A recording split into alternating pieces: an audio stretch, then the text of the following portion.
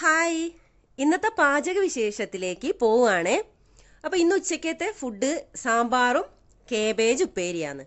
അപ്പോൾ അതിന് ആദ്യം തന്നെ കേബേജ് നമ്മൾ കട്ട് ചെയ്ത് വെള്ളത്തിലൊക്കെ ഇട്ട് വെച്ചു. പിന്നെ നമ്മൾ സാമ്പാറിൻ്റെ കഷ്ണങ്ങളൊക്കെ അരിഞ്ഞു വെച്ചു.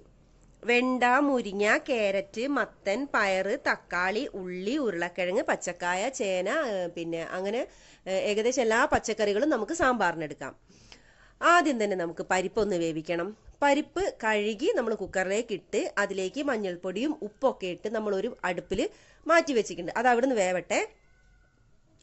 മറ്റേ അടുപ്പിൽ നമ്മൾ ഒരു പാത്രം വെച്ച് എണ്ണ ചൂടായ ശേഷം നമ്മൾ അതിലേക്ക് വലിയുള്ളി ഇടുകയാണ്. വലിയുള്ളി ഇട്ടിട്ട് അതൊന്ന് വാട്ടിയെടുക്കുക. അത് വാടിയ ശേഷം നമുക്ക് ബാക്കി കട്ട് ചെയ്ത് വെച്ച പച്ചക്കറിയും കൂടെ അതിലേക്ക് ഇട്ട് നന്നായി ഇവിടെ ഇട്ടിട്ട് നന്നായിട്ട് വാട്ടിയെടുത്തിട്ടുണ്ട്.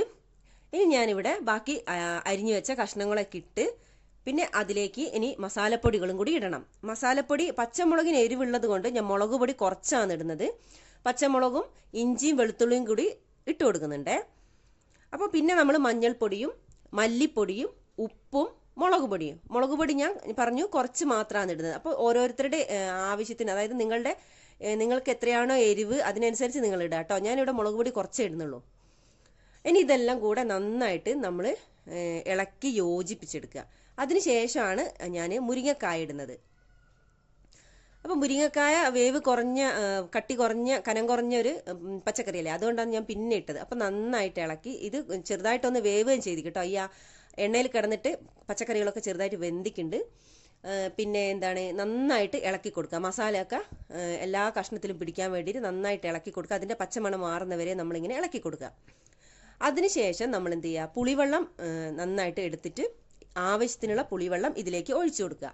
അപ്പോൾ കഷ്ണങ്ങൾ എല്ലാം തിളച്ച് പാകത്തിന് വെന്ത് വരുമ്പോൾ നമ്മൾ മാറ്റി വെച്ച വെണ്ട ഇതിലേക്ക് ഇട്ട് തിളപ്പിക്കുക.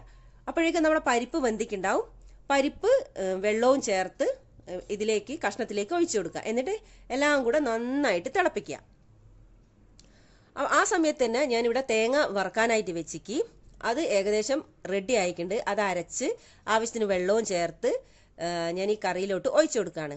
എന്നിട്ട് നന്നായിട്ട് ഇളക്കി കറിവേപ്പിലയും മല്ലിച്ചപ്പും ഒക്കെ ഇട്ട് നന്നായിട്ട് തിളപ്പിച്ചെടുക്കുക. ഇനി അതിലേക്ക് ഒരു വറവും കൂടെ ഇട്ട് കഴിഞ്ഞാൽ കറി അടിപൊളിയായി ഇവിടെ സെറ്റ് ആയിട്ടുണ്ട്. അപ്പോൾ നമുക്ക് എന്ത് ചെയ്യാം, ഒരു പാത്രം വെച്ച് എണ്ണ ചൂടായ ശേഷം പിന്നെ നമുക്ക് ഒരു വറവും കൂടി കൊടുക്കാം. അതിൻ്റെ മുന്നേ നമുക്ക് കായപ്പൊടിയും കൂടെ ഇട്ട് കൊടുക്കണം. നമ്മളിതാ കറിയിൽ കായപ്പൊടിയും കൂടി ഇട്ടിട്ട് നന്നായിട്ട് തിളപ്പിക്കുന്നുണ്ട്.